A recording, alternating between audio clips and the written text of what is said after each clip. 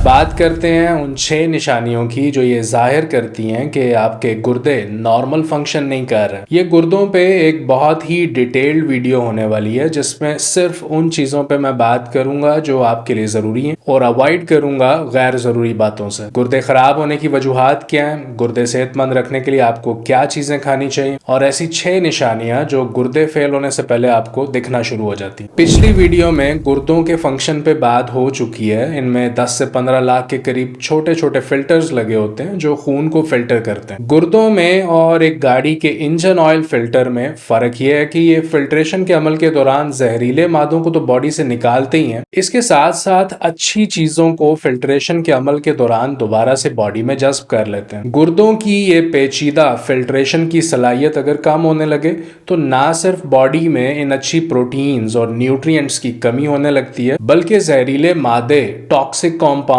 Body में back flow करने लगते हैं। ये पूरी बॉडी में फैल जाते हैं और तबाही मचाते हैं। तो अगर ये सिम्टम्स आपको दिखें, चाहे अर्ली स्टेज किडनी डिजीज में हो या लेट स्टेज में, वजह सिर्फ और सिर्फ गुर्दों का डैमेज्ड फिल्ट्रेशन फंक्शन है। ईडिमा, आपकी बॉडी इन प्रोटीन्स और न्यूट्रिएंट्स के लॉस की वजह से पानी स्टोर करने लगती है, सूज जाती है और ये बॉडी में कई जगह पे एक साथ हो सकता है। जो कॉमन टाइप है वो है पिटिंग ईडिमा। पिटिंग मतलब गड्ढा बांध जाना। आपकी लोअर एक्सट्रीमिटीज पफ्ड अप हो जाती हैं और उंगली से टच करने पे वहां गड्ढा बांध जाता है। आंखों के नीचे ईडिमा हो सकता है जिसमें पफी स्वोलन बैग्स बन जाते हैं। ये उन टॉक्सिक कॉम्पाउंड्स की वजह से होता है जो बॉडी से निकल नहीं पा रहे और बैक फ्लो कर रहे हैं। यूरिमिक फ्रॉस्ट, इसमें आपके सर पे छोटे छोटे व्हाइट यूरिया स्पॉट्स बन जाते हैं। वजह यह है कि आपकी बॉडी खराब गुर्दों की वजह से यूरिक एसिड को बाहर नहीं निकाल पा रही और ये स्किन से बाहर आने लगता है। हाई ब्लड प्रेशर, ये वो प्रेशर है जो आपका खून की नालियों की दीवारों पे टकराने से पैदा करता है। इसकी मिसाल बिल्कुल पानी के पाइप जैसी है कि अगर पाइप का मुंह तंग होता है तो पानी का प्रेशर बढ़ जाता है। बिल्कुल इसी तरह जब खून फिल्टर होने के लिए किडनीज में आता है तो स्लो किडनी फिल्ट्रेशन की वजह से खून का प्रेशर बढ़ जाता है और ये बढ़ा हुआ प्रेशर किडनीज को मजीद खराब करता है। जिस तरह आपके घरों में वाटर फिल्टर लगा होता है, अगर अचानक से ज्यादा प्रेशर के साथ इसमें से भी पानी गुजरे तो ये खराब हो जाता है। अगले नंबर पे है कि आप हर वक्त एग्जॉस्टेड रहते हैं। या आपकी बॉडी में ज्यादा यूरिया होने की वजह से होता है। नॉर्मल किडनी फंक्शन में ये यूरिया बॉडी से निकल जाती है, लेकिन किडनीज के डैमेज्ड होने पे ये एक्सेसिव यूरिया बॉडी में जमा होने लगती है। नंबर 5 पे है कि आपके यूरिन में प्रोटीन्स आने लगती हैं। इन प्रोटीन्स की बॉडी में जरूरत थी, लेकिन एबनॉर्मल किडनीज इसे बॉडी में रीअब्सॉर्ब नहीं कर पा रही और ये पेशाब के साथ बॉडी से बाहर निकलने लगती हैं। यूरिन में प्रोटीन्स का आना एक इंडिकेटर है जिससे आपके किडनी फंक्शन को देखा जाता है और इस इंडिकेटर को देखते हुए डॉक्टर्स रीनल डैमेज को डायग्नोज करते हैं। नंबर 6 पे है कि आपकी बॉडी बहुत ज्यादा एसिडिक हो जाती है और ये अमोनिया लेवल्स के इम्बैलेंस की वजह से होता है। अमोनिया एज अ बफर काम करती है इस एसिड के लिए।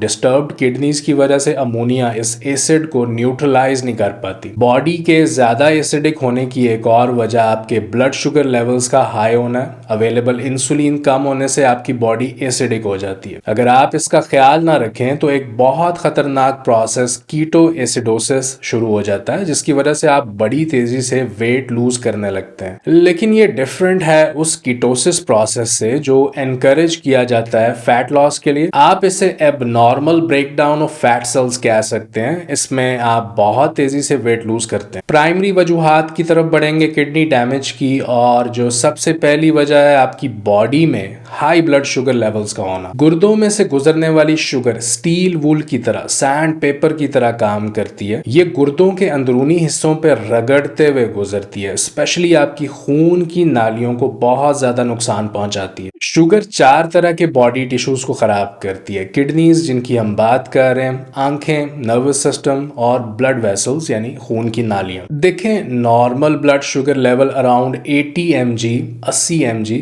पर डेसीलीटर होता है। इस नंबर यानी 80 mg पर डेसीलीटर का मतलब है 4 ग्राम शुगर। ये एक टीस्पून शुगर का बनता है, और अगर एक नॉर्मल इंसान के डाइटरी पैटर्न्स को ऑब्जर्व करें तो ये अराउंड 15 टीस्पून बनती है या इससे भी ज्यादा। आप अपनी लस्सी में, नान में, चाय में, बेकरी आइटम्स में, पिज्जा में, पास्ता में एडेड शुगर को नोट करें तो ये इजीली इस नंबर से बहुत ऊपर चली जाती है। इनिशियली ये शुगर आपके ब्लड टेस्ट में एबनॉर्मल ब्लड शुगर बन के जाहिर नहीं होती, वो इसलिए कि आपकी बॉडी को इस शुगर को ब्लड से बाहर निकालने के लिए बहुत मेहनत करनी पड़ती है। बॉडी एक हार्मोन के जरिए ऐसा करती है जो कि है इंसुलिन। कंटिन्यूसली वर्क करना पड़ता है आपकी बॉडी को, यही वजह है आप एग्जॉस्टेड रहते हैं, रेस्टलेस रहते हैं। इसकी बेहतर अंडरस्टैंडिंग के लिए आप मेरी video quit sugar for 2 weeks देख सकते हैं, बहुत डिटेल में इस बात का जिक्र हुआ। देखें, होता यह है कि शुगर हार्ड कर देती है आपकी खून की नालियों को, इलास्टिसिटी खत्म हो जाती है और ये वजह बनती है ब्लड प्रेशर बढ़ने की। विटामिन डी की कमी भी हाई ब्लड प्रेशर की वजह बनती है जो जन्म लेती है गुर्दों की खराबी से। लो पोटासियम लेवल्स भी हाई ब्लड प्रेशर की वजह बनते हैं जो बाद में जन्म देते हैं गुर्दों की खराबी को। तो ये एक सर्किट है, एक साइकिल है बीमारियों का, एक से दूसरी चीज जन्म ले रही है, और जो बदमाश इंग्रेडिएंट है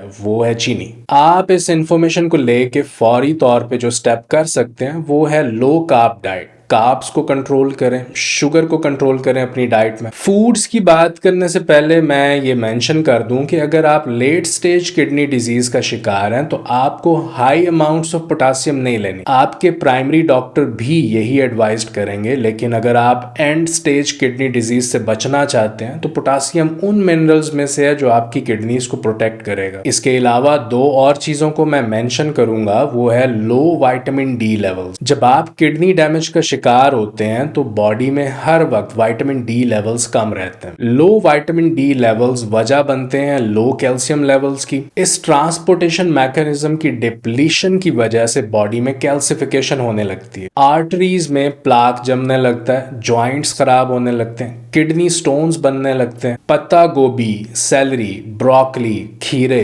फूल गोभी और स्पेशली गोभी के पत्ते, मूली के पत्ते, शलजम के पत्ते, गाजर, पालक, साग और जितनी भी सब्ज पत्तों वाली सब्जियां हैं, इन सब में ऐसे फाइटोन्यूट्रिएंट्स होते हैं जो यूरिक एसिड डिटॉक्सिफिकेशन में आपकी मदद करते हैं, एंटीऑक्सीडेशन प्रॉपर्टीज रखते हैं, जहरीले मादों को बॉडी से निकालते हैं, आपके गुर्दों को प्रोटेक्ट करते हैं, आपकी स्लीप क्वालिटी को बेहतर करते हैं, आप फोकस्ड रहते हैं अपने काम में। प्रोटीन सोर्सेज की बात करेंगे तो आपको बहुत ज्यादा प्रोटीन नहीं लेनी है, लेकिन आपको अपनी डाइट को लो प्रोटीन भी नहीं रखना है। मॉडरेट अमाउंट ऑफ प्रोटीन 50 से 150 ग्राम के अंदर आप फिश खा सकते हैं, सी फूड और चिकन खा सकते हैं, एग वाइट्स खा सकते हैं। आपको बचना है सिंथेटिक फूड से, आपको ऑर्गेनिक सोर्स की तरफ जाना है, आपको अच्छा खाना खाना है, सुथरा खाना है, refined oils, refined cereals, refined grains, इनसे बचना है। देखें, आपकी किडनीज को ज्यादा वर्क करना पड़ता है, ये एग्जॉस्टेड हो जाती हैं इन ड्रग्स को और पेस्टिसाइड्स को बॉडी से बाहर निकालते निकालते। पेस्टिसाइड्स की बात करें तो चाय पे मेरी वीडियो आप जरूर देखिए, इसमें बात की गई है चाय में पाए जाने वाले केमिकल्स की। इस वीडियो तक के लिए इतना ही, अपना ख्याल रखिए, चैनल को सब्सक्राइब कर लीजिए ताकि मजीद वीडियोस आप तक पहुंच पाएं। अल्लाह हाफिज।